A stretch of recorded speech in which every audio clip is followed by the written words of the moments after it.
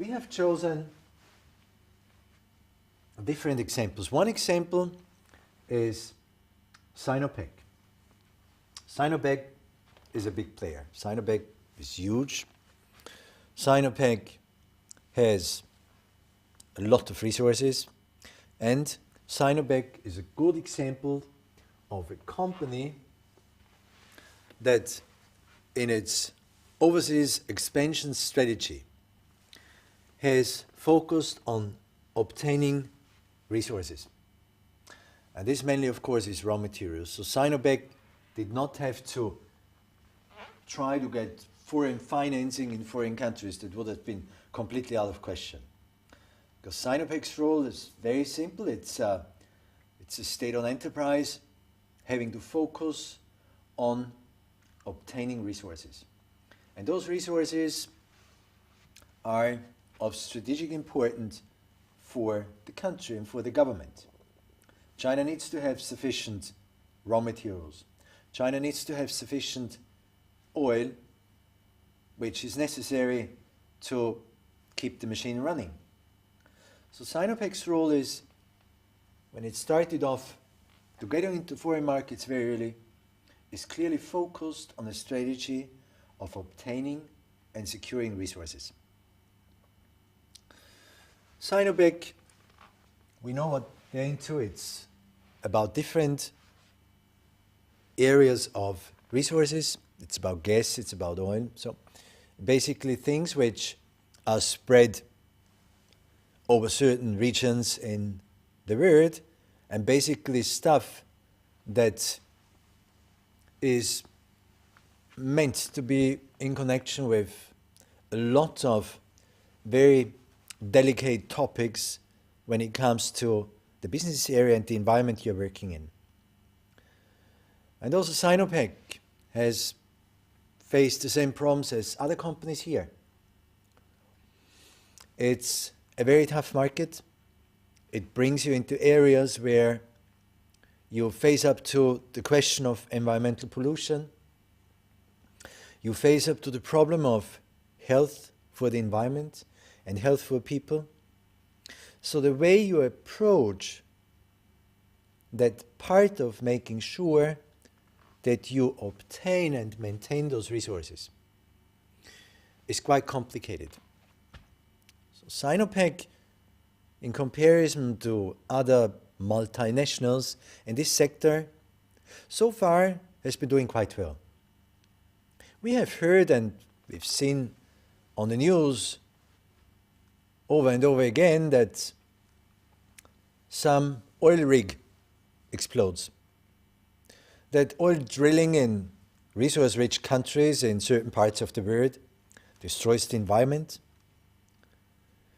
that oil tankers ground, that the environment collapses, that there is no fair compensation for land being used for getting to those resources. Overall spoken, I think that Sinopec so far is doing quite a good job in maintaining those challenges. Sinopec found very good alliances. They moved into the right places where there was, and still is, maybe some different perception by governments and maybe also by people with regards to resource management. Sinopec did a good job in finding the right partners to manage the whole process of getting those resources. But Sinopec did not so far really have a good branding when it comes to managing communication with the environment and communication with different stakeholders. However, basically, looking at Sinopec as an example, when it comes to making sure that you focus on resource development and acquiring resources in your expansion and globalization process, Sinopec has been doing a good job. Number two, again looking at resources exploration, we have edX. edX is a multinational oil and gas exploration and development company. They are listed in Canada and England. They have the headquarters in Switzerland, which is quite interesting. And I get asked over and over again, why is it that so many global enterprises in the resource management, also the world's biggest player in resources, have the headquarters in Switzerland? Why is it that many global shipping lines, especially when it comes to resources, transportation, to logistics in resources, are stationed in Switzerland? And also edX is a good example of a company being stationed in a small country like Switzerland with no obvious resources, with no oil. That would be interesting. Well, this is part of the internationalization strategy of edX. So what did edX focus on compared to Sinopec, for example? You know, it's different. It's a different relationship. You cannot compare. But edX used a different approach and had a different backing by the government and other channels. So they focused on making sure that the environments they are into are quite stable, that they would bring along also some good branding, and that they would be in a position to have a good environment when it comes to managing stakeholders, managing competitors, managing potential partners. The main assets are, of course, in Africa and the Middle East. And they have a very high potential in deep water exploration projects.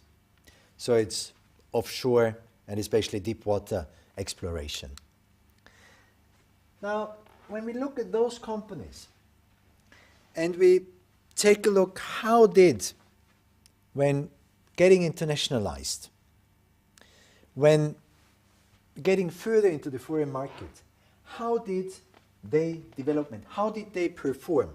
So how did they perform after they completed their transaction, after they actually made the important step of internationalizing in the way of merger and acquisition? How did that influence the overall performance of the share price on the international market?